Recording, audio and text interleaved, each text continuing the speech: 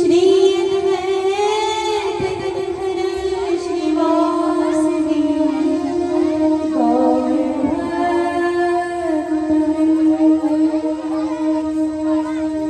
नारायण नमस्कृतं नरं चैव नरोत्तमं देवीं सरस्वतीं व्यासं ततो जयमुदीरये।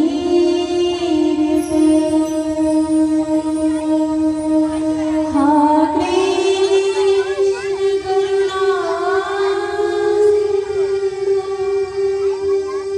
दीनबन्धो जगत्पते गोपेश गोपिकान्तं राधाकान्तं नमस्ते। तप्त काञ्चन गौराङ्गी राधा वृन्दावनेश्वरी वृषभानुसुते प्रणमामि हरिप्रिये। सच्चिदानन्दरूपाय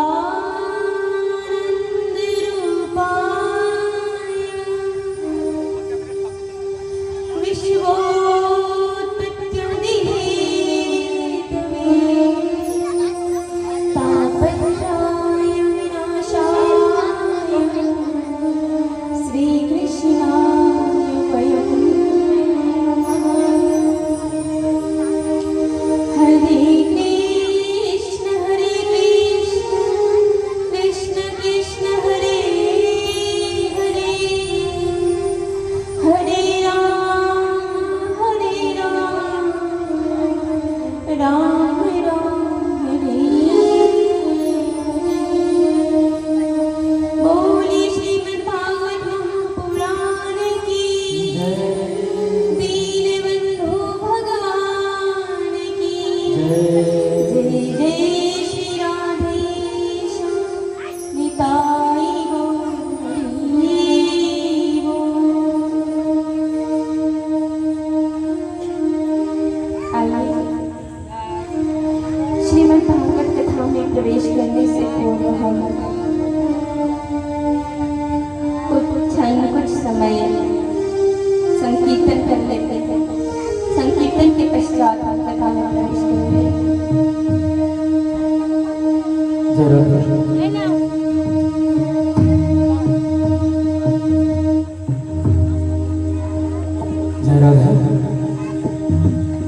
हरे कृष्ण कृष्ण कृष्ण हरे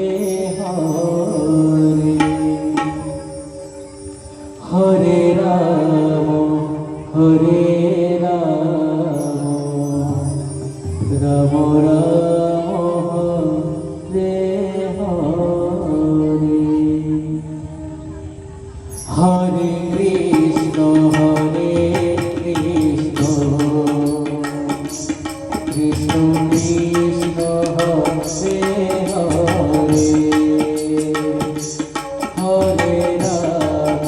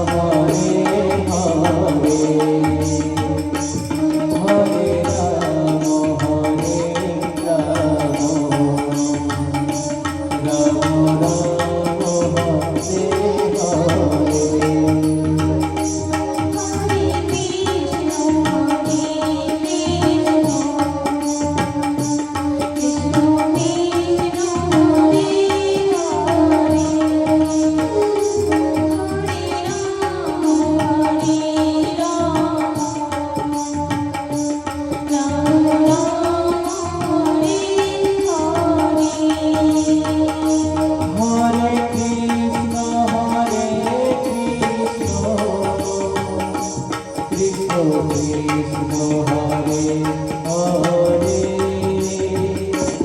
हरे राम राम राम हरे हरे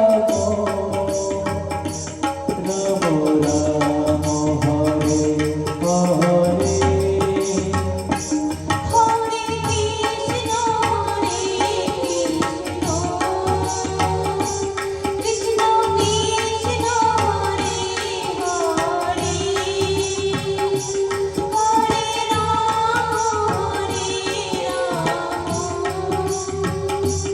राम राम हरे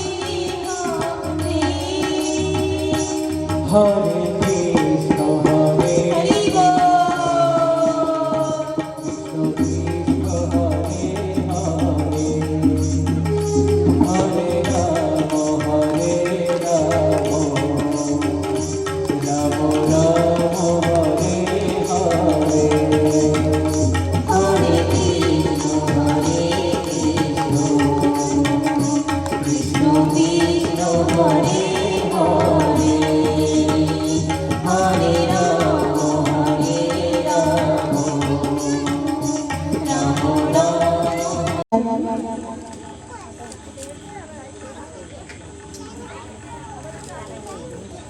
चित्सार सिंधु सर्वस्व श्री राधा गोविंद के चरणों में मेरा कोटि कोटि प्रणाम।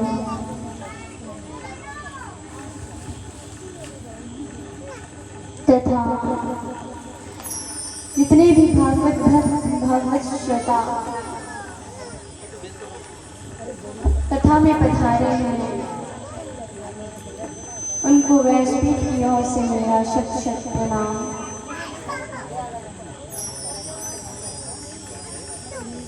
तथा मेरे कलाकार भाई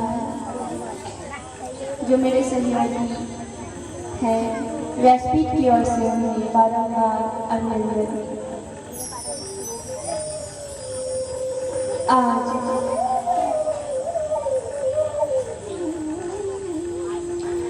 श्रीमद् भागवत कथा का द्वितीय दिवस है। 3 दिवस की कथा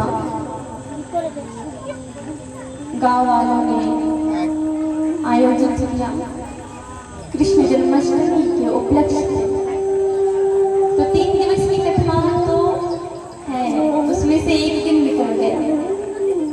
आज दूसरा दिन है और कल विश्राम दिवस, कल तीसरा दिवस, कल विश्राम।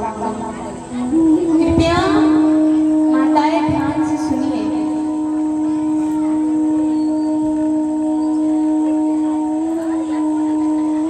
आज कथा का दूसरा दिवस है। कल हम भक्तों ने, हम श्रोताओं ने कल श्रवण किया था कि किस प्रकार सुखदेव जी का जन्म होता है, किस प्रकार परीक्षित का जन्म हुआ है, किस प्रकार भगवान ने अपने परम भक्त भीष्म को मुक्ति प्रदान की है। किसी ने सच ही कहा है, भगवान का एक नाम है, बड़ा सुंदर नाम, दीनबंधु।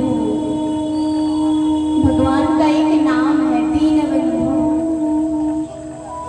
तो भगवान का नाम दीनबंधु क्यों पड़ा? कारण यही है कि जो दिन दुखिया होते हैं ना, दिन दुखी, उनका इस संसार में कोई बंधु बांधव मित्र सखी साथी सहारा नहीं हो सकता। दिन दुखियों का तो बस एक ही सहारा है, एक ही मित्र है, वो है श्री गोविंद हमारे प्रभु। इसलिए उन्हें दीनबंधु कहा गया। इसकी भी एक बड़ी सुंदर कथा है।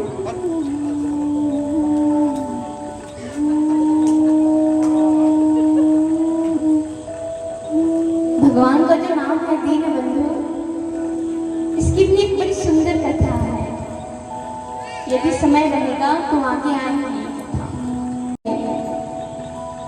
कथा श्रवण की थी। परीक्षित जन्म तक आज की कथा उसके बाद से श्रवण करेंगे।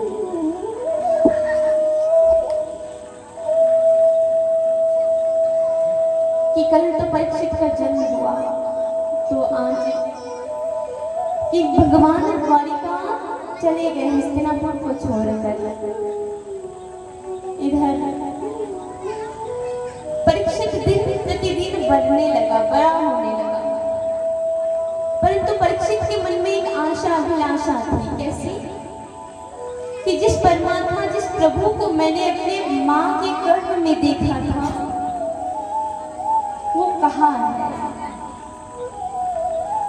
बस वही एक बार मैंने उन्हें देखा था। मुझे देखना है उस भगवान को, प्रत्यक्ष रूप से सामने से देखना है। कहाँ है? यह बात परीक्षित ने उनकी माँ उत्तरा से कहा, माँ मुझे देखना है भगवान को, उस कृष्ण को देखना है। उत्तरा ने कहा, पुत्र परमात्मा प्रत्येक जीव में वास करता है, तो तुम्हें यदि देखना है तो प्रत्येक जीव में परमात्मा को देखो। उसी दिन से परीक्षित अब परीक्षण करने लगा प्रत्येक वस्तु में, शायद इसमें प्रभु होंगे, शायद उस वस्तु में प्रभु होंगे। एक बार यही परीक्षण करते करते परीक्षित एक महर्षि के पास पहुंचे, जिसका नाम था पावक ऋषि। छोटी सी आयु के परीक्षित पावक ऋषि का परीक्षण करने गए। ऋषिवर को समझ नहीं आया। ऋषिवर को लगा कि ये बालक में उपहास कर रहा है, यह बालक दुष्ट है। पावक ऋषि को क्रोध आया।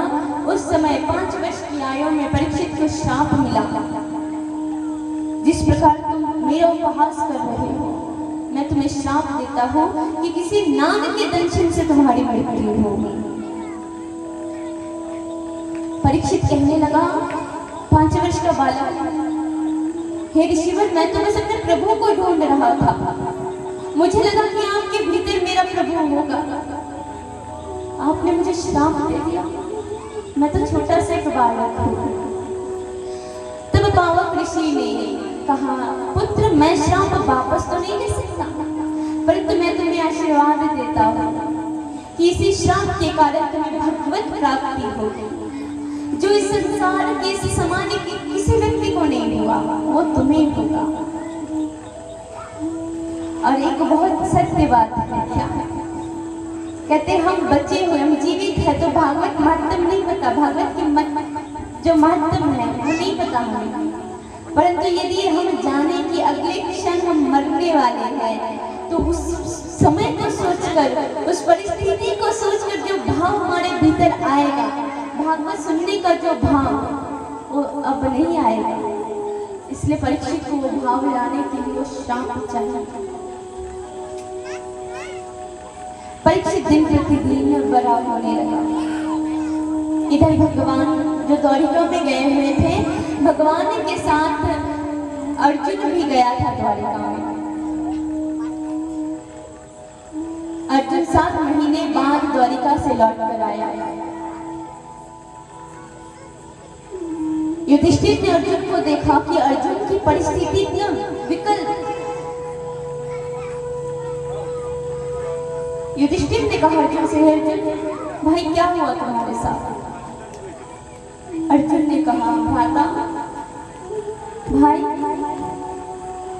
वो जो कृष्ण है ना, वो जो छलिया है ना, उसे पूरा संसार छलिया कहता है, पर हमने कभी उसे छलिया नहीं कहा, क्योंकि उसने हमारे साथ कभी छल नहीं किया। पर आज मैं उस कृष्ण को छलिया कहता हूँ। युधिष्ठिर ने कहा, क्यों? तो वो छलिया हमें छल करके चला गया। युधिष्ठिर ने पूछा, क्यों, क्या हुआ? अर्जुन ने कहा कि यदुवंश ध्वंस हो गया, यदुवंश में कोई बचा नहीं। जो श्री गोविंद द्वापर युग के हमारे परम बांधव बने हुए थे, हमारे परम सखा बने हुए थे, आज वही कृष्ण हमें इस कलयुग आने वाला है, इस परिस्थिति में हमें छोड़कर चला गया। इतना बड़ा छल उसने हमारे साथ किया। युधिष्ठिर कहने लगा, यदि प्रभु ही ना रहे तो हम कब तक रहेंगे? छोटे से परीक्षित को बुलाकर युधिष्ठिर, 5 पांडव, द्रौपदी, सबने कहा, हे युधिष्ठिर,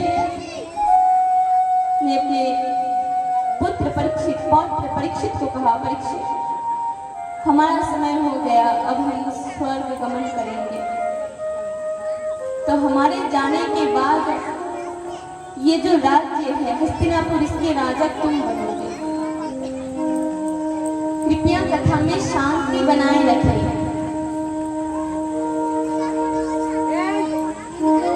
इससे कथा में विघ्न पड़ता है।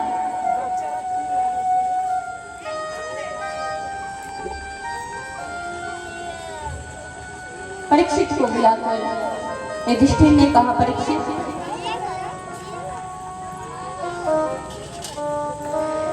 हम स्वर्ग गमन करेंगे। आज से तुम इस नगर के राजा हो, तुम इसका पालन पोषण करना। परीक्षित ने कहा, हम पालन पोषण कैसे करेंगे? क्या कैसे करेंगे? छोटे से बालक हैं। तब युधिष्ठिर ने कृपाचार्य कौन है? पांडवों के कुलगुरु कृपाचार्य को बुलाकर कहा, गुरुदेव मैं अपना यह छोटा सा पौत्र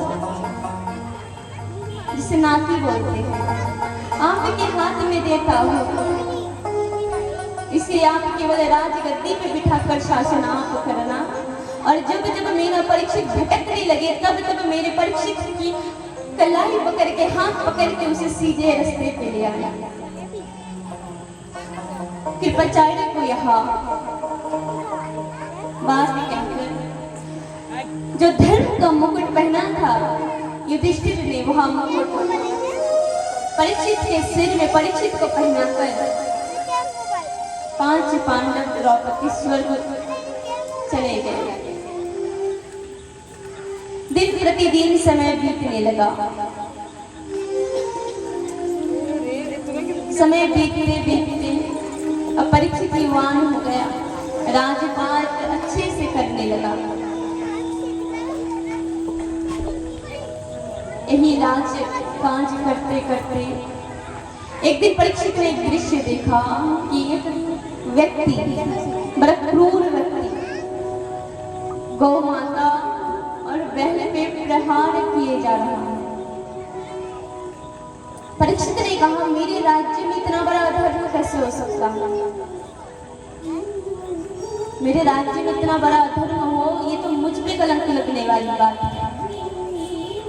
परीक्षित तलवार लेके गए, कहा तुम कौन हो और इतनी पीड़ा क्यों दे रहे हो गौ माता को? और गौ माता ने अपना परिचय दिया। गौ माता ने कहा, महाराज मैं कोई सामान्य गौ नहीं हूँ, मैं पृथ्वी हूँ, और ये सामान्य नहीं है, ये बैल नहीं, ये धर्म है। तो ये काले रंग का व्यक्ति कौन है? तब वह व्यक्ति अपना परिचय देते हुए कहता है कि मैं कली हूँ। कहते तुम कली हो?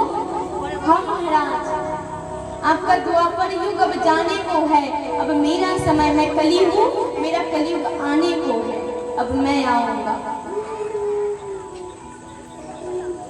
महाराज ने कहा, कली तुम इतने क्रूर हो, यदि तुम इतने क्रूर हो तो मैं तुम्हें अपने युग में आने की अनुमति नहीं देता। तुम नहीं आ सकते मेरे युग में, तुम्हारा कोई युग नहीं है, तुम जाओ। कलयुग ने कहा, नहीं महाराज, भगवान की बनाई हुई रीत है, मुझे आना है।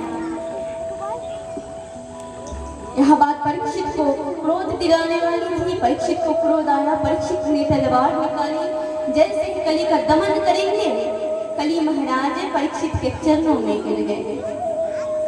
परीक्षित से निवेदन करने लगे, महाराज आप मेरी हत्या मत कीजिए। आपको लगता है मैं कलयुग हूँ, मुझ में बहुत अवगुण है, तो आप सुनिए, मुझ में केवल अवगुण नहीं, मुझ में एक विशाल गुण है। परीक्षित ने कहा, विशाल गुण कौन सा? क्या गुण है तुम?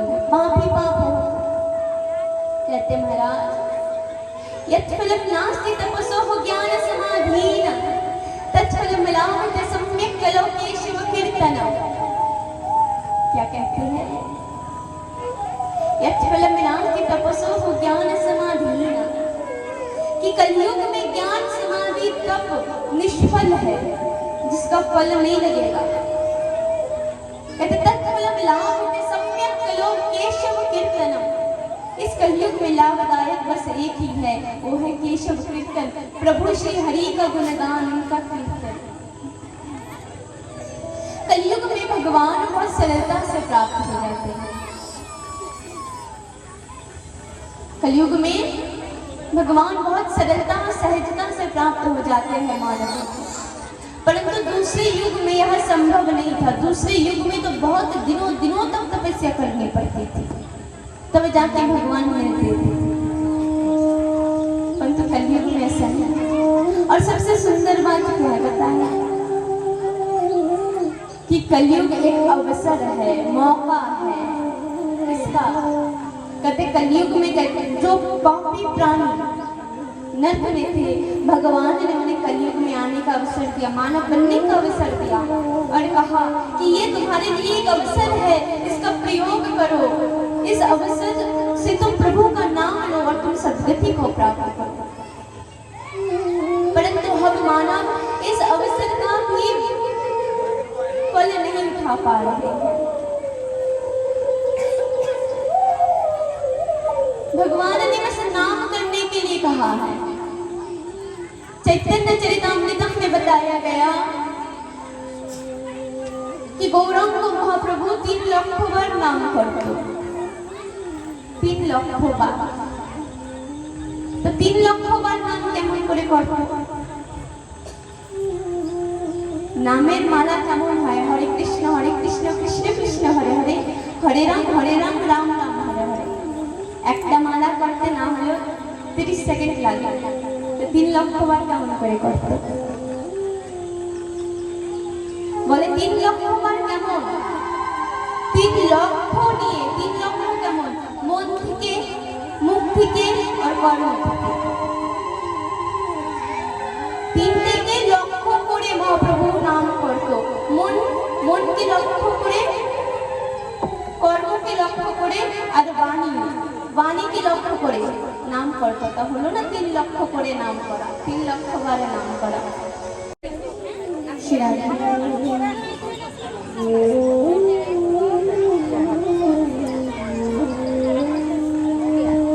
इस प्रकार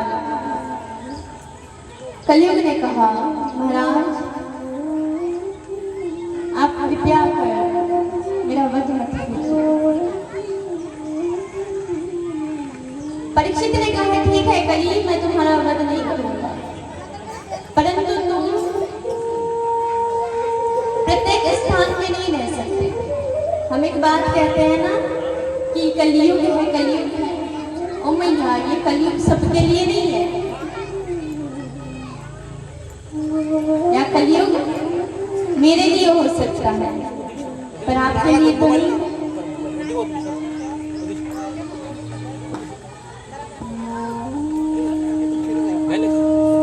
जिसके लिए यहाँ युग सतयुग है उसके लिए यह युग सतयुग है, और जो इस युग को कहना कि कलयुग है तो यह युग कलयुग है।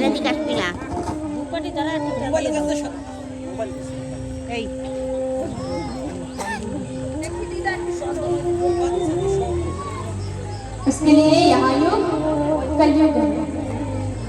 परीक्षित ने कहा ठीक है तुम आ सकते हो पर मैं तुम्हें प्रत्येक स्थान में नहीं रहने दूंगा।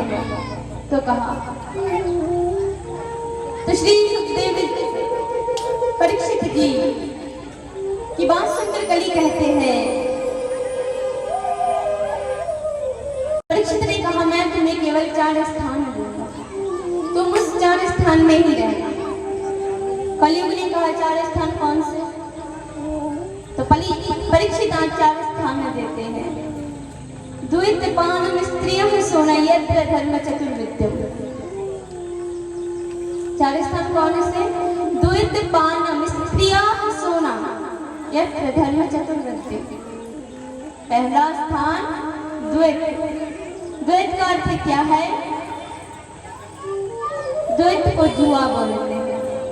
पहला स्थान है कलयुग का जुए में, जहाँ जुआ खेला जाता है वहाँ कली प्रवेश करता है। दूसरा स्थान पानम। पानम का अर्थ है कि जहाँ मदिरा क्रय विक्रय होता है और जहाँ मदिरा पान होता है कली वहाँ विराजते हैं, कली वहाँ विराजते हैं। तीसरा, स्त्रियाँ अर्थात जहाँ अवैध पूर्वक स्त्रियों में संग होती है, बेविचारी होती है, उस स्थान में कली का प्रवेश है। चौथा स्थान बताया गया जहाँ हिंसा होती है, जीवों के प्रति घृणा होती है, जीवों को मारा जाता है, कली वहाँ वास करते हैं। तो 4 स्थान दिए गए कली में। तो ये जो चारों स्थान है, चारों के चारों पवित्र हैं। जुआ खेलना, मदिरा पान करना, स्त्रियों के साथ प्रसंग करना, जीव हत्या करना, ये जो 4 स्थान कलियुग को दिए गए हैं, हम कहीं इसका वर्णन अधिक नहीं करते, क्या पता बाद में बात हो जाए।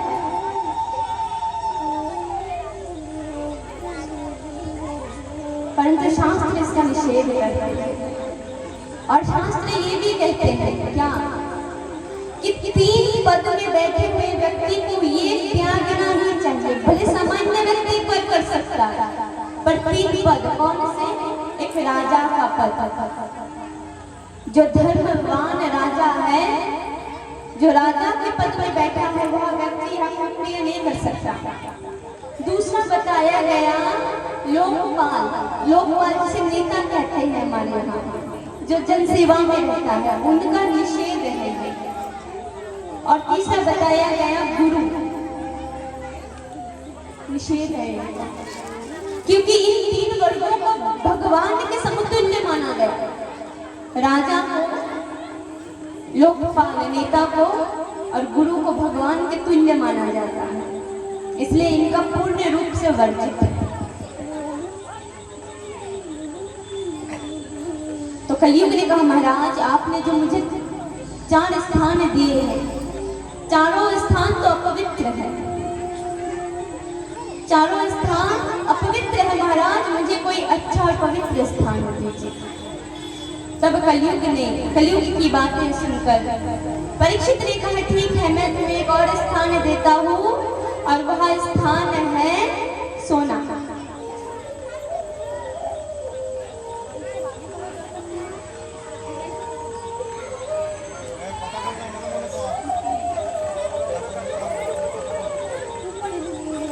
कहते हैं एक और स्थान कौन सा? सोने में स्थान। कहा सोने में भी स्थान है कैसा? कहते पवित्र सोने में कली का स्थान नहीं है, जो अपवित्र सोना है उसमें कली का स्थान है। और धातुओं में सबसे शुद्ध धातु चांदी को माना गया है। सबसे शुद्ध धातु कौन सा? चांदी, जिसे हम रूपा भी बोलते हैं। सोने को शुद्ध नहीं माना गया।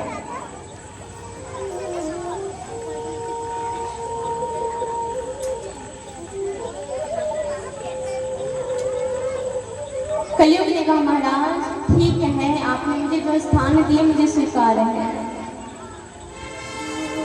आगे कथा आती है कि इसी प्रकार जो स्थान दिए वह स्थान देके महाराज वहां चले आए अपने नगर। अपने नगर आने के पश्चात महाराज एक दिन सोच रहे हैं कि जब 5 पांडव स्वर्ग गए थे तो कहा था पुत्र हमारे महल में एक कक्ष है, उस कक्ष में कभी प्रवेश मत करना। तो महाराज सोच रहे कि प्रवेश करने को मना किया है। इधर दूसरी ओर कली भी सोचने लगा है कि एक बार राज्य के राजा पर आक्रमण हो तो पूरे राज्य पर आक्रमण हम कर सकते हैं, तो पहले राजा को अपने वश में लेंगे।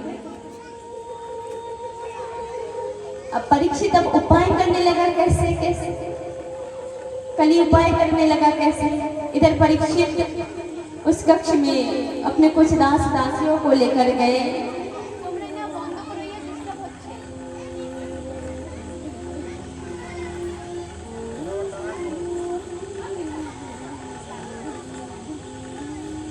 कहा कैसे?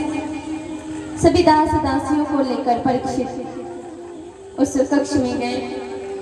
दास दासियों से कहा जरा साफ कर दो। साफ सफाई करते करते एक बड़ा सुंदर हीरों से बना हुआ, एकदम सोने से बना हुआ, उसमें हीरे जले हुए, ऐसा एक मुकुट गिरकर परीक्षित के चरणों के सामने गिर जाता है। परीक्षित उस मुकुट को देखकर सोचने लगे, इतना सुंदर मुकुट। और हमारे दादाजी ने हमें आने के लिए मना किया। आज परीक्षित के सर पर जो धर्म का मुकुट था, धर्म का मुकुट कौन? युधिष्ठिर का मुकुट धर्म का मुकुट है।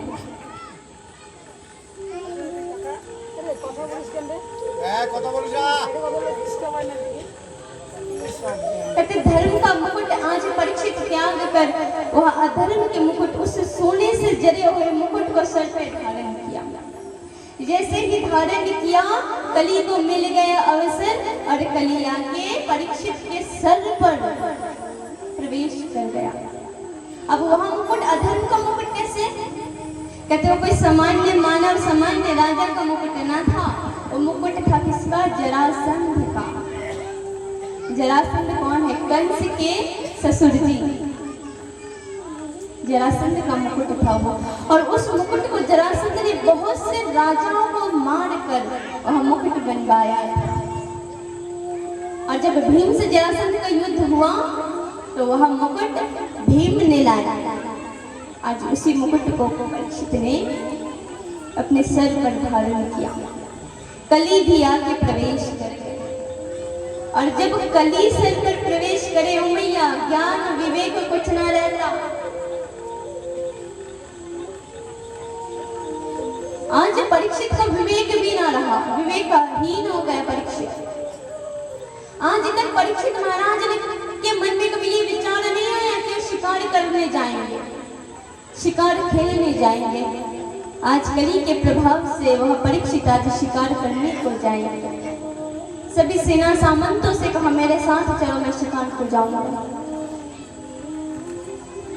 आज परीक्षित शिकार करने के लिए वन की ओर प्रस्थान किया।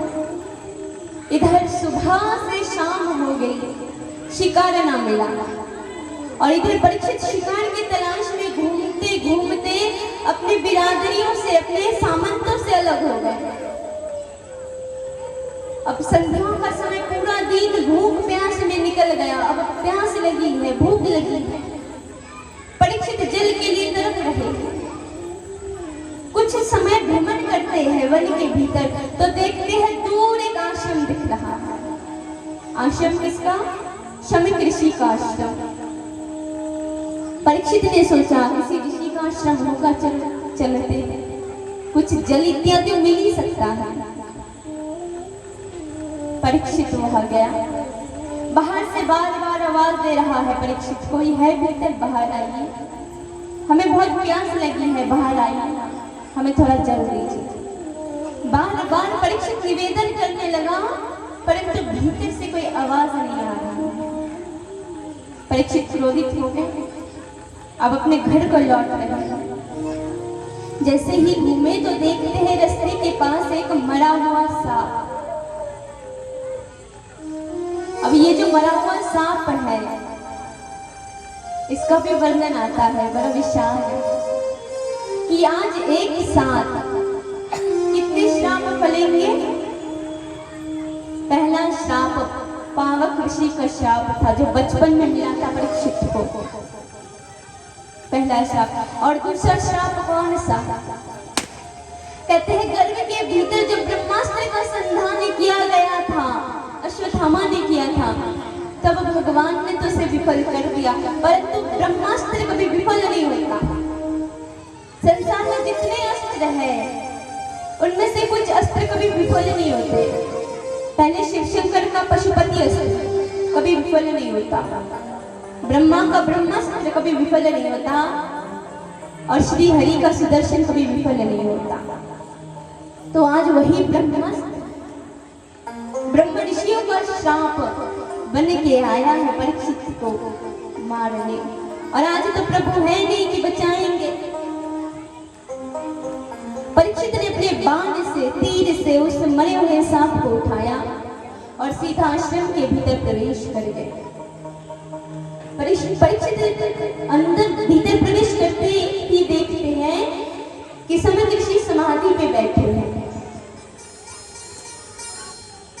परीक्षित का तो विवेक है नहीं कली के प्रभाव से।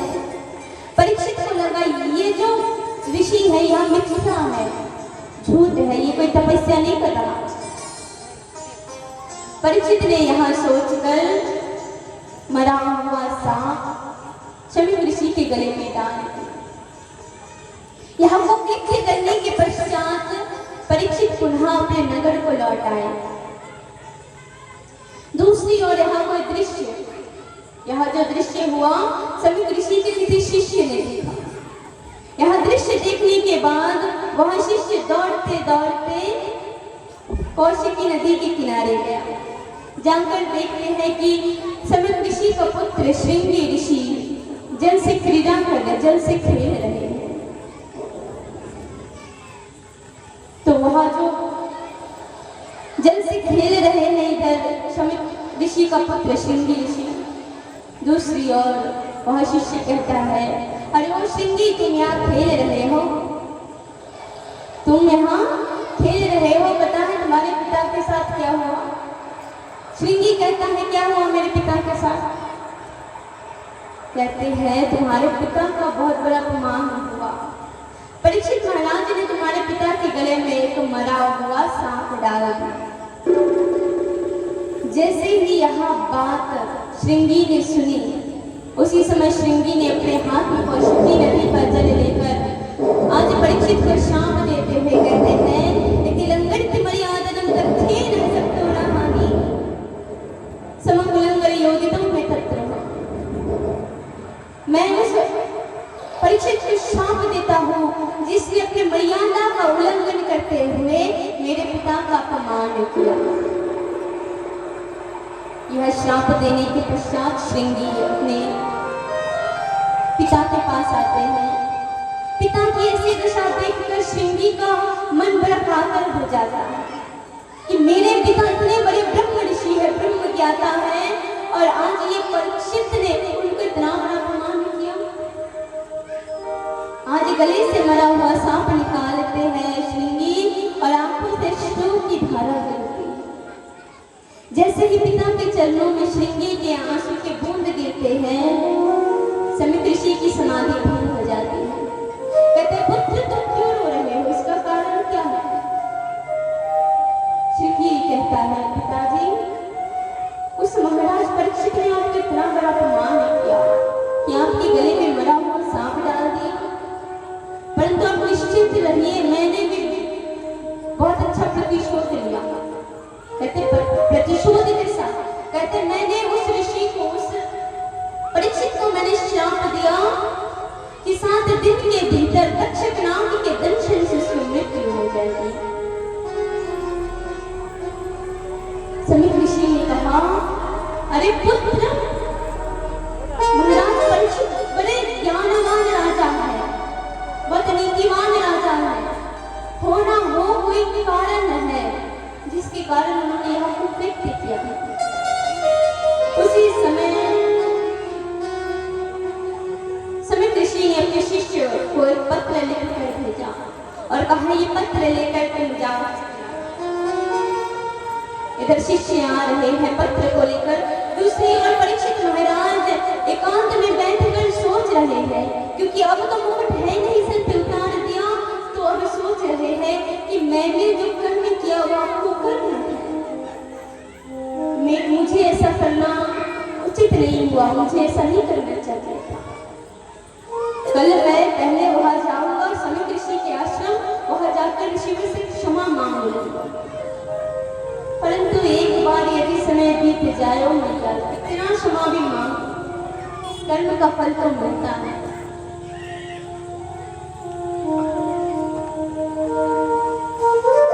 दूसरी ओर शिष्य परीक्षित महाराज के पास आकर कहते हैं, महाराज आपके लिए एक पत्र है। कहते किसने भेजा पत्र? शमी ऋषि ने। महाराज के मन में आवाज लग गई। कहते हैं ना, कुछ गलत अगर होने को होता है ना, तो हमारे भीतर जो परमात्मा रूपी अंश बचा है, जो अंश इस भीतर में है, उस अंश से एक आवाज आती है। तब परीक्षित के भीतर से भी आवाज आने लगी, हो ना हो मैंने जो कुकृत्य किया किया ये उसका ही फल लेकर आया है। तो आज कहते हैं, हे गुरुपुत्र आप पढ़कर सुनाइए क्या लिखा है इसमें। तो आज शिष्य पढ़कर सुनाता है, महाराज परीक्षित, इस पत्र में लिखा है कि आपने जो कर्म किया उसके फलस्वरूप महर्षि श्रृंगी ने आपको श्राप दिया कि 7 दिन के भीतर तक्षकनाग के दर्शन से आपकी मृत्यु हो जाएगी। और साथ शमिक ऋषि ने यह भी कहा कि यदि हो सके तो अपने जीवन में आपने जो भी किया, उस जीवन में आपने जो भी किया, उस जीवन को तथा मृत्यु को सुंदर बनाने के लिए यदि आप 7 दिन के भीतर कुछ कर सकते हैं तो कीजिए। आपके पास केवल 7 दिन बचे हैं। कहते हैं आपके पास केवल 7 दिन बचे हैं। 7 दिन, हाँ। तो परीक्षित महाराज मुस्कुराने लगे, अरे धन्य भाग्य मेरे, ये तो धन्य भाग्य है। इस संसार के प्रत्येक प्राणी को पता है कि हर किसी को एक दिन मरना है, और सभी कहते भी है कि 7 दिन के भीतर ही तो मरना है, कोई 8वां दिन नहीं आएगा। 7 दिन से 7 दिन के भीतर सब मरेंगे। परंतु हमारा सौभाग्य परीक्षित महाराज के जैसा कहा, क्योंकि 7 दिन के भीतर तो हर कोई मरेगा। परंतु क्या हम जानते हैं कि यहाँ 7 दिन कौन से महीने में आएगा, यहाँ 7 दिन कौन से वर्ष में आएगा, नहीं पता। परंतु परीक्षित को पता चल गया। कहते जो राजा इस संसार में आए, 2 क्षण में, 2 पल में उनसे मुक्ति मिल गई। जीवन भर भोग किया, पता चला कि अरे 2 क्षण में आपकी मृत्यु हो जाएगी। उसी 2 क्षण में उन्होंने अपनी मृत्यु को सुंदर बना दिया, मुक्ति को प्राप्त हो गया। हमें बहुत सुंदर देखते हैं ना कि जो वैष्णव लोग होते हैं, नाम जपते हैं, माला जपते हैं। क्यों जपते हैं? क्या हम जानते हैं किस कारण जपते हैं? कारण बस इतना है कि जीवन भर भगवान का नाम ले ना ले, परंतु मृत्यु के समय एक बार यदि इस मुख से प्रभु का नाम निकल गया तो ये मृत्यु सफल हो जाती है। तो वो जो जीवन भर माना करते हैं ना, प्रभु का नाम लेते हैं ना, वो क्या है? वो प्रैक्टिस है, अभ्यास है कि अभ्यास करते रहे। हमें यदि किसी बड़े से तालाब को पार करना है तो तैरना सीखना होगा। जब तक तैर नहीं पाएंगे, तैरना आएगा नहीं, तो जब पार करना होगा उस समय कैसे पार करेंगे? अब ये तो नहीं हो सकता कि अभी पार करना तो अभी सीख ले पार कर जाएंगे, नहीं ना, नहीं कर सकते, सीखना पड़ता है। परीक्षित कहते हैं, आपने जो संवाद दिया हमें, यह बड़ा सुंदर संवाद है। शिष्य चला गया, परीक्षित सोचने लगा मैं क्या करूं, मुझे क्या करना चाहिए। कुछ क्षण सोचने के पश्चात परीक्षित ने निर्णय लिया कि ये जो मेरा राज्यपाठ है, कहते इस परीक्षित के प्रसंग से प्रत्येक मानव को, प्रत्येक जीव को सीखना चाहिए कि जब सामने मृत्यु आए तब मानव का व्यवहार कैसा होना चाहिए। जब सामने मृत्यु आए तो मानव को क्या करना चाहिए। कहा परीक्षित महाराज ने अपने बड़े पुत्र जन्मेजय को बुलाया। पुत्र आता है, पुत्र से कहता है परीक्षित, हे जन्मेजय, आज से तुम इस हस्तिनापुर के राजा, आज से मैं परम तत्व की प्राप्ति के लिए सब कुछ त्याग कर जा रहा हूं। तो जब मृत्यु सामने आए तो सबसे पहले भौतिक सुखों का त्याग कीजिए। परीक्षित ने धन संपत्ति समस्त भौतिक सुखों का त्याग किया। परीक्षित निकल गए अपने महल से। यहाँ बात प्रत्येक स्थान में फैल गई, पूरे नगर में यह बात फैल गई कि परीक्षित को श्राप मिला, हमारे महाराज को श्राप मिला। परीक्षित भ्रमण करते करते गंगा के तट पर बैठे। परीक्षित को देखकर जितने भी नगरवासी थे आज सब परीक्षित के साथ बैठे थे। संत ऋषि मंडल इत्यादि जितने भी ऋषिगण पूरे आर्य समाज में जितने ऋषिगण थे पूरे आर्यभट्ट ने सब आकर समाधि में बैठ गए कि जब तक हमारे महाराज को मुक्ति नहीं मिली तब तक हम भी उनके साथ अनशन में रहेंगे। चारों ओर से यह बात गूंजने लगी। महर्षि पराशर पधारे हैं आज, महर्षि पराशर के पुत्र पधारे हैं, वेदव्यास जी पधारे हैं। सभी ऋषिगणों से आज परीक्षित प्रश्न कर रहे हैं कि मेरी मृत्यु 7 दिन के भीतर है महाराज, मैं क्या करूं, मुझे क्या करना चाहिए। इधर परीक्षित एक उचित गुरु के तलाश में है, दूसरी ओर श्री सुखदेव जी 16 वर्ष का एक बालक भ्रमण कर रहा है, हरि का गुणगान करते हुए आज गंगा के तट पे आ रहे हैं।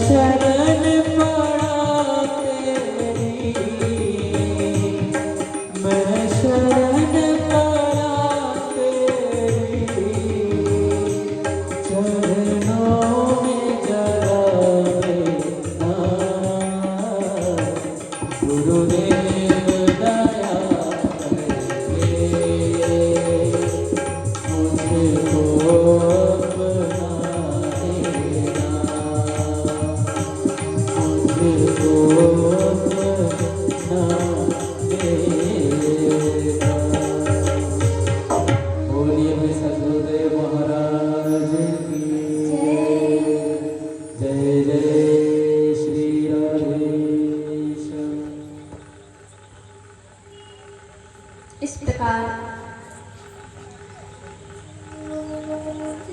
परीक्षित को श्री सुखदेव जी कहते हैं कि भगवत का जो मंगलाचरण है इसमें पूर्ण रूप से बताया गया है कि परमात्मा सत्य है, परमात्मा का कोई रूप रंग नहीं होता। आगे चलकर इसी प्रकार कथा तीसरे दिन की कथा में पहुंच गए और 7 दिवस की कथा हुई तो 7 दिवस जो चौथे दिन के विश्राम में भगवान का जन्म होता है, तो कथा तीसरे दिन तक पहुंच गए और चौथे दिन पहुंचेंगे। तो अब भगवान के जितने भी 24 अवतार है सबका वर्णन किया। तत्पश्चात भगवान ने भगवान के जो बहुत सारी लीलाएं हैं उनका वर्णन करते हैं, श्री परीक्षित जी को सुनाते हैं सुखदेव जी। किस प्रकार कपिल भगवान के अवतार में आके देवोती को ज्ञान प्राप्त कराया।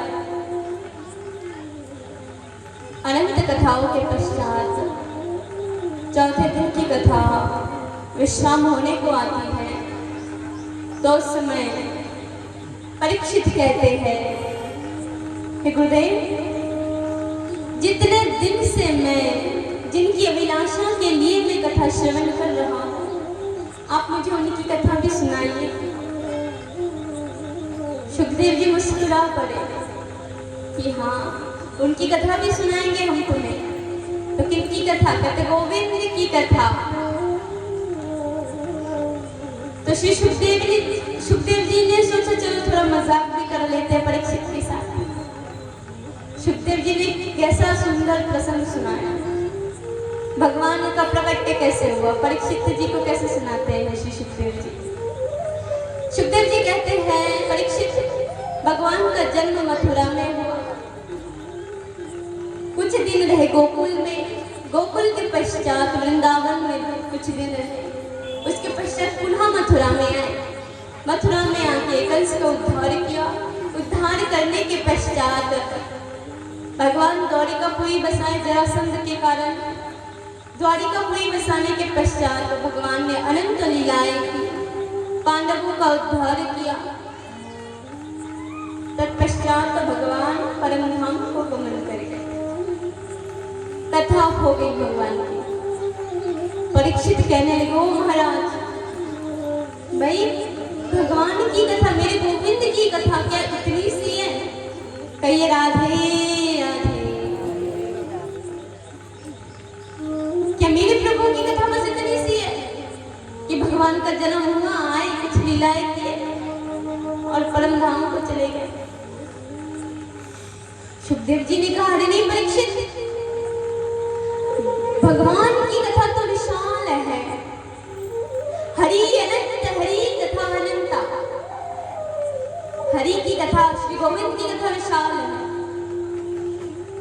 तो परीक्षित ने कहा, इतने शॉर्ट में क्यों आ गए थे? थोड़ा लॉन्ग चलिए, दूर चलिए और सुनाइए कथा। इतनी जल्दी जल्दी सुनाने से होता है? हमें और कथा सुननी है भगवान की, आप हमें और कथा सुनाइए। तो कहते हैं परीक्षित, सबसे पहले तुम वंशवली सुनो। भगवान का तो प्रकट हुआ, लेकिन कैसे हुआ? तो सबसे पहले परीक्षित को रघुवंश के जन्म की कथा सुनाई गई। कहा, श्री हरि के नाभि कमल से ब्रह्मा का प्रकट होता है। ब्रह्मा से मारीची का प्रकट होता है। मारीची का विवाह होता है कला से। कला कौन है? कहते कला है कर्दम मुनि की जो 9 पुत्री थी, उनमें से एक पुत्री का नाम था कला। तो मारीची का विवाह किनसे होता है? कला से होता है। तो उनसे पुत्र होता है जिसका नाम पड़ता है कश्यप। कश्यप का विवाह होता है दक्ष पुत्रियों से। अभी ये सती के पिताजी नहीं है, सती के जो पिताजी वो दूसरे दक्ष हैं। ये दक्ष कौन है? ये प्रचेता पुत्र है, दक्ष प्रचेता पुत्र दक्ष। श्रीमद् भागवत में कथा आती है, प्राचीन वर्दी की कथा, कि प्राचीन वर्दी एक बहुत बड़े राजा थे। समय तो अभी नहीं, इसलिए छोटे शब्दों में समझा रहे हैं। बहुत बड़े राजा थे, वो यज्ञ करते थे और यज्ञ में रोज हर दिन जीव जंतुओं की बलि चढ़ाते थे। एक दिन नारद जी ने देखा, भाई प्राचीन वर्दी तो एकदम। नारद जी आए, कहा, महाराज क्या कर रहे हैं आप? प्राचीन वर्दी ने कहा, हम भगवान को लाभ कर रहे हैं, हमें भगवान से मिलना है। तो वो महाराज थोड़ा ऊपर देखिए। प्राचीन वर्दी ने ऊपर देखा तो देखते हैं जितने जीवों की हत्या उन्होंने की है, समस्त जीव ऊपर में बैठे हैं कि तू आ, अब तेरी बारी होगी। जिस प्रकार तूने तरपाया, हम भी तुझे तरपाएंगे। तो प्राचीन वर्दी ने कहा, महाराज अब क्या करेंगे? कहा, एक काम करो, तुम ये सब छोड़कर सात्विक रूप से भगवान को चाहो, उससे परमात्मा मिलेंगे। प्राचीन वर्दी चले गए तो प्राचीन वर्दी के पुत्र हुए दक्ष। प्राचीन वर्दी के 10 पुत्र हुए, जिसे प्रचेता कहा गया। प्रचेता 10,000 वर्ष तपस्या करने के पश्चात जाके उनका विवाह हुआ और 10 पुत्र का एक पुत्र हुआ जिसका नाम पड़ा दक्ष। दक्ष की 60 कन्याएं हुई और जो सती वाले जो दूसरे दक्ष, उनकी तो बस 16 कन्याएं थी। इनकी कितनी? 60 कन्याएं। 60 कन्याओं में से कर्दम मुनि को विवाह कराया। उनमें से एक कन्या का नाम था दिति और दूसरी कन्या का नाम था अदिति। अदिति और कश्यप का पुत्र हुआ, 12 पुत्र हुए। ओ मैया ध्यान से सुनो, 12 पुत्र हुए, जिसे आदित्य कहा गया। आदित्य का अर्थ होता है देवता, जिसमें से सबसे बड़े देवता का नाम था विवस्वान। विवस्वान का अर्थ होता है सूर्य देव। विवस्वान का पुत्र हुआ मनु, जिसे श्रद्धा देव मनु कहा गया, जिसके कारण हम इस मनुमंत्र को वैवस्वत मनुमंत्र कहा गया। विवस्वान से वैवस्वत को लिया गया, इसलिए इसे कहते हैं वैवस्वत मनुमंत्र। इनका पुत्र हुआ मनु। मनु का पुत्र हुआ इक्ष्वाकु। इक्ष्वाकु कौन है? कहते हैं इन्हीं की वंशवली से गीता का प्रचलन हुआ। जो गीता है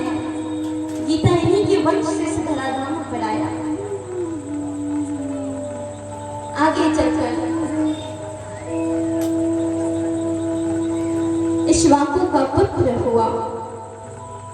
इसी वंश में आगे चलकर हुए महाराज रघु। महाराज रघु के पुत्र हुए अज, अज के पुत्र हुए दशरथ, और दशरथ के पुत्र हुए राम। दशरथ की 3 पत्नियां थी, कौशल्या, कैकेयी और सुमित्रा। 3 पत्नियों से उन्हें 4 पुत्र प्राप्त हुए श्रृंगी ऋषि के द्वारा, राम, लक्ष्मण, भरत और शत्रुघ्न। तो इन्हीं के घर भगवान राम का जन्म हुआ। कहिए रामचंद्र भगवान की।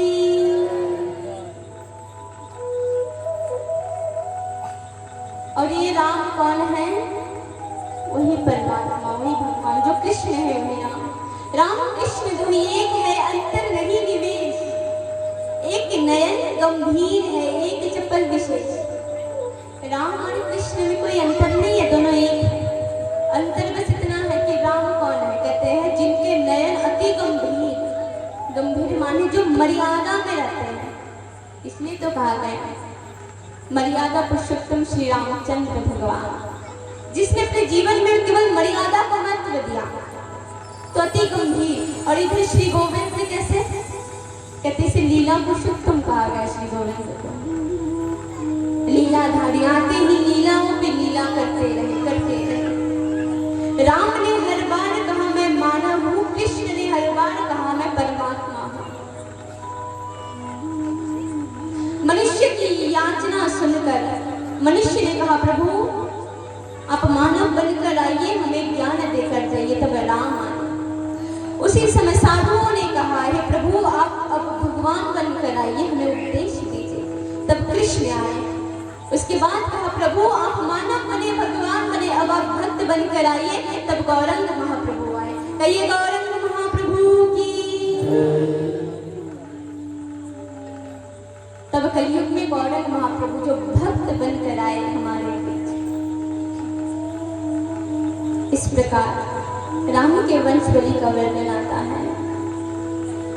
अब सुखदेव जी कहते हैं परीक्षित को, परीक्षित अब तुम कृष्ण के जन्म का वर्णन सुनो, कृष्ण के वंशवलियों का वर्णन सुनो कि कृष्ण का जन्म भी ऐसे ही हुआ कि प्रभु के नाभि कमल से नारायण के नाभि कमल से ब्रह्मादेव के पुत्र हुए महर्षि अत्रि। अत्रि का विवाह हुआ अनसुईया से। अत्रि और अनसुईया के 3 पुत्र हुए। ओ मैया दूर दूर तक आवाज जा रही है, तो ध्यान से सुनना। पूरे ग्रंथ का सार हम एक दिन में बता रहे हैं, ये असंभव है, परंतु हम प्रयास कर रहे हैं। अत्रि का विवाह होता है अनसुईया से। उनके 3 पुत्र होते हैं। 3 पुत्र कौन कौन? पहला पुत्र होता है चंद्रमा, दूसरा पुत्र होता है दुर्वासा, और तीसरा पुत्र होता है दत्तात्रेय। भगवान के 24 अवतारों में से एक अवतार दत्तात्रेय अवतार है। और ये जो 3 पुत्र, ये 3 पुत्र कोई सामान्य नहीं है। ब्रह्मा का अंश है चंद्रमा, ब्रह्मा का अंश चंद्रमा है। शिव जी का अंश है दुर्वासा, और श्री हरि का अंश है दत्तात्रेय भगवान। इनकी भी कथा बहुत विशाल है, परंतु समय अधिक नहीं है। तो 3 पुत्रों में से जो पुत्र चंद्रमा है, चंद्रमा का विवाह होता है। चंद्रमा का विवाह होता है तारा से। उनसे उनका एक पुत्र होता है बुध। बुध का विवाह होता है इला से। उनसे एक पुत्र होता है पुरुरवा। पुरुरवा का एक पुत्र होता है ययाति। ययाति की 2 पत्नियां थी, शर्मिष्ठा और दिव्यानी। दिव्यानी कौन थी? दैत्य गुरु शुक्राचार्य की एकमात्र कन्या दिव्यानी, और शर्मिष्ठा दैत्यराज की पुत्री शर्मिष्ठा। दिव्यानी और शर्मिष्ठा। दिव्यानी से पुत्र हुआ यदु, और शर्मिष्ठा से पुत्र हुआ पुरु। यदु पुत्र से यदुवंश चला, जिस वंश में कृष्ण का जन्म होता है, और पुरुवंश में परीक्षित का जन्म हुआ था। इसी पुरुवंश में आगे चल के महाराज कुरु हुए, जिनका नाम कुरु रखा गया। ये जो महाराज कुरु हुए, इसी वंश में आगे चल के महाराज हुए शांतनु। शांतनु का विवाह हुआ गंगा से, तब जाके भीष्म का जन्म हुआ। और दूसरा विवाह हुआ सत्यवती से, तब जाके चित्रांगद और विचित्रवीर नामक दो पुत्र हुए। इन्हीं से आगे चल के पुत्र हुए धृतराष्ट्र और पांडु। धृतराष्ट्र और पांडु, धृतराष्ट्र से 100 पुत्र हुए, जिन्हें दुर्योधन इत्यादि के नाम से जाना गया। 100 पुत्र हुए, जिसे दुर्योधन कहा गया। दुर्योधन और उसके 99 भाई। और इधर दूसरी ओर पांडव, जो 5 पांडव थे, उनमें से अर्जुन का विवाह हुआ कृष्ण की बहन सुभद्रा से। उनसे पुत्र हुआ अभिमन्यु। अभिमन्यु का विवाह हुआ काशी नरेश की पुत्री से, जिसका नाम था उत्तरा। उत्तरा के गर्भ में परीक्षित का जन्म हुआ। अब परीक्षित कहने लगे, ये कौन सा परीक्षित है? सुखदेव जी कहने लगे, अरे ओ बालक, ये दूसरा परीक्षित नहीं है, ये तुम हो। ये तुम्हारी वंशवली चली आ रही है। इसी प्रकार वंशवली सुनाते हैं। तो कहते अब यदु का क्या हुआ? कहते इसी यदुवंश में आगे चलते, यहाँ यदुवंश 2 वंशों में विभाजित हो गया। एक वंश का नाम पड़ा भोज्य वंश और एक वंश का नाम पड़ा यदुवंश। भोज्य वंश में आगे चलते उग्रसेन और देवसेन नामक राजा हुए। उग्रसेन का पुत्र हुआ कंस और देवसेन की पुत्री हुई देवक, जिसे देवक कहा गया। देवक की पुत्री हुई कुंती। और इधर दूसरी ओर जो यदुवंश आ रहा है, उस यदुवंश में आगे चलते राजा हुए सूरसेन। सूरसेन का विवाह हुआ मारिया से। इनका पुत्र हुआ वसुदेव। और इसी सूरसेन और मारिया की ही पुत्री थी कुंती। सूरसेन का परम मित्र था कुंती भोज। उनका कोई पुत्र इत्यादि नहीं था कुंती भोज का। तो सबसे पहले पृथा, जो कुंती, उसके माता पिता ने उसका नाम पृथा रखा था। पृथा को दान कर दिया कुंती भोज को, तो कुंती भोज ने इसका नाम परा रखा, क्या इसका नाम होगा कुंती। तो कहते हैं इसी प्रकार वसुदेव के इसी यदुवंश में भगवान का अवतार हुआ। तो अब परीक्षित कहने लगे, महाराज ये जो भगवान का अवतार होता है, ये क्यों होता है? भगवान का अवतार क्यों होता है? तो श्री सुखदेव जी कहते हैं, जब जब हुई धर्म की हानि, बढ़ी असुर अधर्म अभिमानी, तब तब धरी प्रभु विविध शरीरा, हरि कृपा निधि सज्जन पीरा। इसी बात को गीता में कहा गया, यदा यदा हि धर्मस्य ग्लानिर्भवति भारत, अभ्युत्थानमधर्मस्य तदात्मानं सृजति, परित्राणाय साधूनां विनाशाय च दुष्कृतं, धर्म संस्थापनाय संभवामि युगे युगे। भगवान का अवतार अधर्म का विनाश के लिए होता है। भगवान का अवतार धर्म की स्थापना के लिए होता है। भगवान का अवतार साधुओं के परित्राण के लिए होता है। भगवान का अवतार दुखियों के मन का बोझ, जो दुखी है उन्हें खुशी देने के लिए, उन्हें शांति देने के लिए भगवान का अवतार होता है। और भगवान के अवतार में जितनी भूमिका भक्त की है, उतनी भूमिका दैत्य और असुरों की भी है। भक्त जितना बुला ले, यदि इतने दैत्य असुर नहीं होंगे ना, तो भगवान आने की सोचेगा भी नहीं।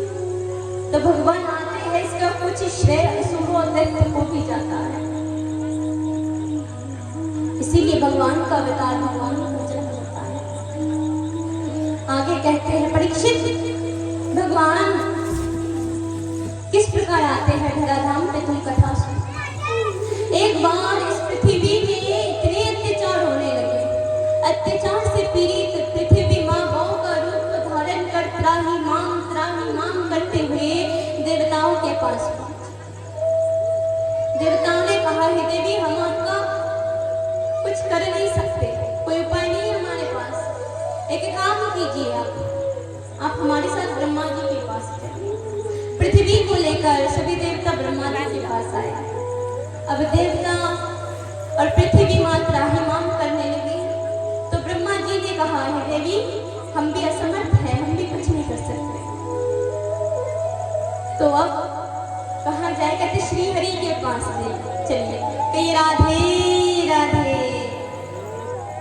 इतनी धीमी नहीं, मैयाओं में जरा जोर से कहो कि वृंदावन तक पहुंच जाए। अरे भाई, हमें भी कुछ आभास होता है। क्या कहना है? जय श्री राधे। तो इस प्रकार पृथ्वी को लेकर ब्रह्मदेव और सभी देवताएं पहुंचे श्री हरि के पास। श्री हरि से पृथ्वी ने निवेदन किया है, प्रभु आप मेरा परित्राण कीजिए, मेरा उद्धार कीजिए। भगवान ने कहा है, देवी, जब इतने दिन आपने पीड़ा सही है तो कुछ दिन और भी सह लीजिए। बहुत जल्द मेरा अवतार, बहुत शीघ्रता मेरा अवतार होने वाला है इस पृथ्वी में। मैं आपकी गोद में खेलूंगा, पलूंगा, बड़ा होऊंगा, लीलाएं करूंगा। पृथ्वी तो बहुत आनंदित कि मेरे प्रभु मेरी गोद में खेलेंगे, बड़ा होंगे। पृथ्वी चली आई संतुष्टि लेकर, अब प्रतीक्षा में है कि भगवान का अवतार कब। इधर दूसरी ओर सभी देवताओं ने कहा, ओ भगवान जी, आपका अवतार होगा, कहा होगा। देवताओं की एक आदत है, पूरी बात जब तक ना सुने उनका मन नहीं भरता। देवताएं कहने लगे, कहा होगा आपका अवतार, हमें जानना है, हमें सुनना है। तब भगवान कहते हैं कि मेरा जन्म, मेरा आविर्भाव होगा मथुरा में। किसके घर? वसुदेव और देवकी के घर मेरा जन्म। तो सभी देवताओं ने कहा, यदि आप इस पृथ्वी लोक में लीला करेंगे तो हम भी जाएंगे आपके साथ। तो भगवान के आने से पहले सभी देवी देवता चले आए और कहते जो त्रिदेव है, त्रिदेव भी 84 कोस ब्रज में पहले से ही स्थापित हो गए थे। ब्रह्मादेव ब्रह्माचल पर्वत, जो ब्रह्माचल पर्वत है बरसाने में, वो ब्रह्मादेव है।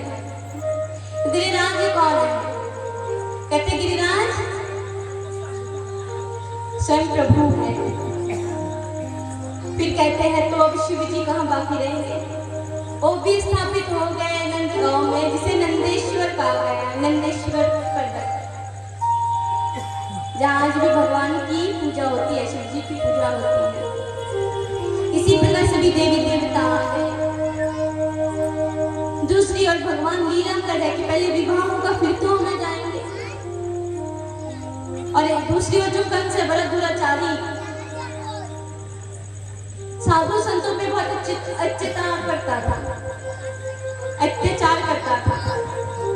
इतना अत्याचार करता था कि भगवान को तो गाना ही है। दूसरी ओर भगवान ने लीला की कि कंस ने एक दिन अपने चाचा जी से, देवसेन से कहा, चाचा जी, हमारी जो बहन है देवकी, उसका विवाह तो कराए। तो किसके साथ कराए? कहते मेरा एक मित्र है, नाम है वसुदेव, आप उसके साथ उसका विवाह करा दीजिए। कहते उसके साथ कराए विवाह? हाँ। बाद में देखा हम वास्तव में जो वसुदेव जी है, बड़े ही गुणवान, ज्ञानवान, बड़े अच्छे राजा थे। उनसे विवाह कराए। देवी की बड़े प्रसन्न है, वसुदेव जी बड़े प्रसन्न है, दोनों का विवाह हुआ। दोनों के विवाह में बहुत सारे धन ऐश्वर्य दहेज में दिए गए थे। विदाई की बेला आई।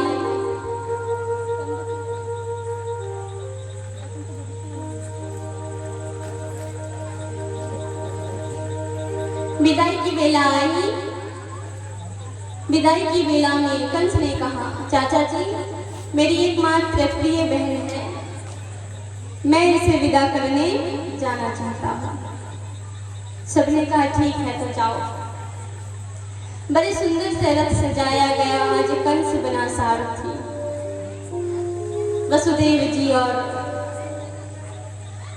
देवकी बैठी है, कंस रथ चला रहा है।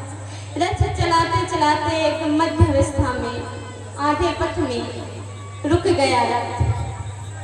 पूरे वातावरण में परिवर्तित, वातावरण एकदम थम गया। देखते ही देखते तूफान चलने लगा, बिजली कड़कने लगी। उसी समय देवताओं ने भविष्यवाणी की है, दुराचारी कंस, जिस बहन को तो इतने लाड और प्यार से उसके ससुराल छोड़ने जा रहा है, इसी बहन की अष्टम गर्भ का संतान तेरा काल बनेगा, तेरे मृत्यु का कारण बनेगा। यह भविष्यवाणी जैसे ही कंस ने सुनी, कंस को क्रोध आया और कंस ने उसी समय अपनी बहन देवकी के केश को पकड़कर खींचते हुए रथ से उतारा।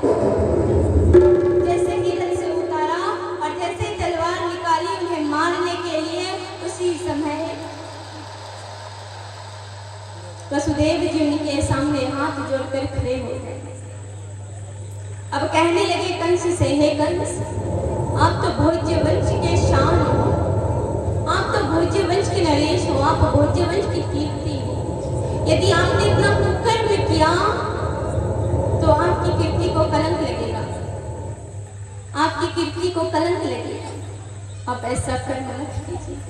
मैं वसुदेव, जिसकी गाथा पूरे संसार में फैली है कि वसुदेव कभी झूठ नहीं बोलता, सत्य परायण है, सत्यवादी है, तो मैं वसुदेव आपको वचन देता हूँ कि देवकी के गर्भ से जितने भी संतान का जन्म होगा, मैं प्रत्येक संतान को आपको सौंप दूंगा, परंतु आप मेरी पत्नी की हत्या मत कीजिए।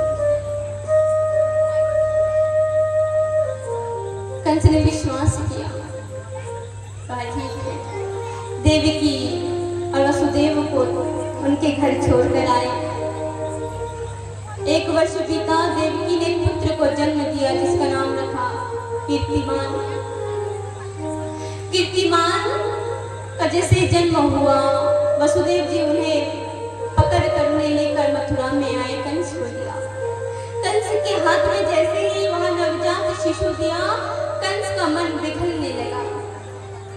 कंस ने कहा, अरे वसुदेव जी, आप ये पुत्र ले जाइए, बस अपना जो अष्टम पुत्र है उसे मुझे दे देना।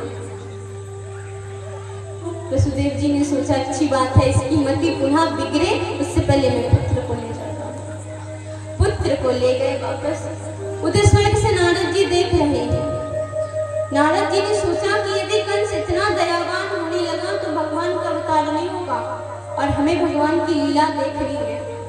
कंस के घर पर आज नारद जी पधारे हैं। नारद जी ने कंस से कहा, ओ कंस, सुना है तुम्हारी बहन ने एक पुत्र का प्रसव किया, पुत्र को जन्म दिया। कंस ने कहा, हाँ दिया है। कहते सुना है देवकी का अष्टम गर्भ तुम्हारी मृत्यु का कारण भी बनेगा। हाँ। कहते तुमने उसे ऐसे ही जाने दिया उस पुत्र को? कंस ने कहा, हे देवर्षि नारद, वह तो बस पहला पुत्र है और मेरी मृत्यु का कारण 8वां पुत्र बनेगा, मैं उसे कर दूंगा। कहते नहीं नहीं, देवताएं बड़े चालाक होते हैं। देवताओं ने बस कहा अष्टम पुत्र, अब ये तो नहीं कहा कि ऊपर से गिने तो अष्टम, ऊपर से गिने तो अष्टम या नीचे से गिने वो अष्टम। कभी कभार यदि उल्टा गिने तो पहला भी 8 होता है। हो सकता है देवताओं की चालाकी हो, भगवान को पहले भेज दिया हो। कंस की मति बिगड़ी, कंस ने सैनिकों को भेज दिया, जाओ उन्हें पकड़ कर ले आओ। देवकी वसुदेव को पकड़ कर जंजीरों से खींचते हुए लेके आए, कारागार में बंद कर दिया और उनका जो नवजात शिशु था कीर्तिमान, उसे पत्थर पर पटक कर उसके प्राणों को हर लिया। माँ देवकी बस रोती रही, चिल्लाती रही कि मेरे पुत्र को त्याग दो, मेरे पुत्र को छोड़ दो, मेरे पुत्र को छोड़ दो। आगे इस प्रकार देवकी एक एक करके, देवकी के गर्भ में 6 पुत्र हुए। हत्या कंस ने कर दी। अब समय आता है सातवें पुत्र की। तो सातवां पुत्र कोई और नहीं, स्वयं शेषनाग जी आते हैं। शेषनाग जी गर्भ में विराजते हैं। तो भगवान योग माया को कहते हैं कि आप जाइए, आपका कर्म कीजिए जो मैंने आपसे कहा है। योग माया आती है। योग माया शेषनाग जी को संकर्षण करके खींच कर रोहिणी के गर्भ में स्थापित कर देती है, जो गोकुल में नंद बाबा के घर में थी। यह बात पूरे नगर में, मथुरा में फैल गई कि देवकी के जो सप्तम गर्भ थे वह नष्ट हो गया। जैसे सुना नष्ट हो गया, कंस ने कहा अब तो आठवां आएगा, ये जाएगा काल से, हम देखेंगे। अब समय आया भगवान के आने का।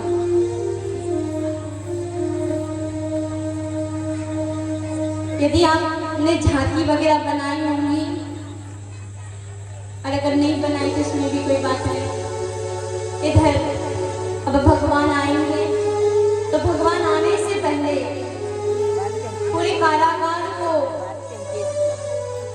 सजाया गया, दैविक रूप से सजाया गया, जो केवल देवताएं देख पाएंगे। सभी देवताएं पधार कर स्तुति करने लगे भगवान की कि भगवान आएंगे। तो स्तुति करने के बाद पुनः सभी देवताएं अपने धाम को चले। इस प्रकार भगवान के आदेश को पाकर वसुदेव जी ने भगवान को अपने सर पर रखकर गोकुल की ओर चले। रात के 12 बजे विशाल वायु बवंडर, इधर बारिश हो रही है, जोरों से वर्षा गिर रही है। वसुदेव जी यमुना के तट पर खड़े हैं, क्योंकि यमुना पार करनी पड़ती है। यमुना के तट पर खड़े होकर सोच रहे कि यहाँ से जाऊं या ना जाऊं। ऊपर से वर्षा, यमुना का वो क्या पता कि कब पार आ जाए। भगवान ने ऊपर से आवाज किया, अरे डरिए नहीं पिताजी, आपके ऊपर कौन है आपको नहीं पता, आप चलिए। अब जैसे ही यमुना में भगवान को लेकर उतरे वसुदेव जी, वर्षा गिर रही है। ऐसी वर्षा देखकर स्वयं शेषनाग जी छत्र बनकर उनके ऊपर आए। अब जैसे ही आधे पथ पर पहुंचे, यमुना के मझधार पर पहुंचे, तो देखते हैं कि जो जल घुटने तक थी यमुना की, अब वही जल बढ़ते बढ़ते गले तक आ गया। यमुना सोच रही है बहुत दिनों बाद मेरे स्वामी आए, एक बार जल स्पर्श तो करना है। इधर भगवान देख रहे हैं यदि यमुना का जल इतना बढ़ने लगा तो मेरे पिताजी गोकुल से पहले कहीं यमुनोक ना पहुंच जाए। यमुना से निवेदन किया, हे यमुना हमें जाने दो। तो यमुना ने कहा कि भाई मुझे आपके चरण स्पर्श करने हैं। भगवान ने अपने 2 छोटे छोटे चरण लटका दिए। यमुना ने स्पर्श किया और पुनः जल स्तर घुटने तक आ गया। यही करते हुए गोकुल तक पहुंचे। देखते हैं कि गोकुल में कोई जागा है या नहीं। परंतु वासुदेव जी को कहाँ पता कि भगवान ने पहले योग माया को कहा कि सृष्टि के जितने प्राणी हैं सबको योग निद्रा में भेज दो कि कोई जागा ना रहे। जन्म लेते ही लीलाएं करनी शुरू भगवान ने। जाकर देखते हैं कि नहीं, कोई जागा नहीं है, कोई जागा नहीं, सब सोए हैं। नंद भवन में प्रवेश करते हैं। नंद भवन में प्रवेश करने के बाद देखते माँ यशोदा सोई है, उन्हीं के पास एक छोटी सी कन्या, शिशु कन्या सोई है। उसे भगवान को वसुदेव जी ने वहाँ रख कर कन्या को अपने साथ लेकर पुनः मथुरा पहुँचे। इधर भगवान को रखकर कन्या को लेकर जैसे ही मथुरा पहुँचे, कंस को उसी रात में खबर हो गई कि एक कन्या का जन्म हुआ है। देवकी ने कन्या को जन्म दिया। कंस आते हैं उस कन्या पर प्रहार करते हैं, परंतु वहाँ कन्या को सामान्य कन्या नहीं थी, वहाँ कन्या उड़कर आकाश में अष्टभुजाधारी माँ गौरी बन गई। उसी समय उस कन्या ने कहा, हे दुराचारी कंस, तू मुझे क्या मारेगा? तुझमें इतनी क्षमता नहीं है कि तू मुझे मार सके। तुझे मारने वाला स्वयं प्रभु, उनका तो जन्म हो चुका है, उनका जन्म ब्रज में हो चुका है। अब ब्रज तो कोई छोटा तो स्थान नहीं है, 84 कोस में फैला है पूरा ब्रजमंडल। तो बाण बाण कंस कहने लगा कि ब्रज में उनका जन्म हुआ, कहाँ हुआ, कहाँ हुआ, परंतु योग माया वहां से अंतर्धान हो गई। वहां से सीधा योग माया त्रिकुट नामक पर्वत में वहां विराजती है आज भी। दूसरी ओर ब्रह्म मुहूर्त में जो माँ यशोदा की दो ननद थी, नंदा और सुनंदा, नंदा और सुनंदा ने देखा कि भाभी को पुत्र हुआ है, पुत्र रत्न की प्राप्ति हुई है। उसी सुबह उसी ब्रह्म मुहूर्त में दोनों बहनें दौड़ी तो एक दौड़ में पहुंच गई नंद बाबा के पास। जाकर कहने लगे, अरे वो भैया बूढ़े हो गए हो, बूढ़े उम्र में बाप बन गए हो, पुत्र हुआ। अब काम बताए नंद बाबा जी, उनकी खुशी का तो कोई ठिकाना ही ना है, उनकी खुशी का कोई ठिकाना ही ना है। बूढ़े हो गए और बूढ़े अवस्था में बाप बने। अब नंद बाबा ने कही, जी अपनी बहनों से कि तू जा, मैं अभी आता हूँ, तैयार हो। इधर नंद बाबा स्नान इत्यादि करके सज धज के एकदम जैसे ही पहुंचे, उसी दिन से नंद भवन में पुत्र रत्न की प्राप्ति जो हुई, उसके आनंद में नंदोत्सव मनाना शुरू। आइए आज हम भी नंदोत्सव मनाते हैं। आज हमारे भगवान का प्रकट हुआ है। और नंदोत्सव कैसे मनाना है? बैठे बैठे, जो बैठे बैठे तो ना हो पाएगा, नंदोत्सव बनाने के लिए खड़े होना पड़ेगा। खड़े हो जाइए, नंदोत्सव मनाना है।